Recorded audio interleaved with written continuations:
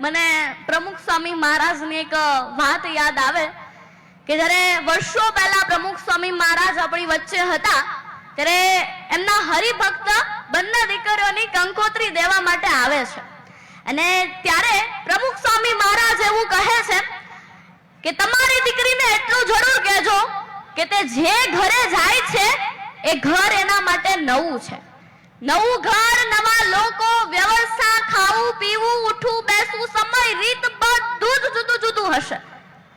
2 વર્ષ શાંતિ રાખીને પોતાના પરિવારને સમજવાની કોશિશ કરજે, વડીલોનું માન રાખજે.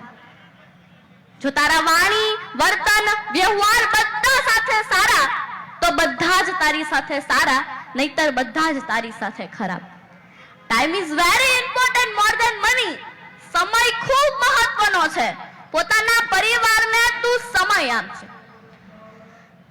ગમે તેવી પરિસ્થિતિ હોય, ગમે તેવી મુશ્કેલી હોય, સમસ્યા હોય, પણ પોતાના પરિવાર સાથે માળામાં ગૂંથાઈને રહેશે.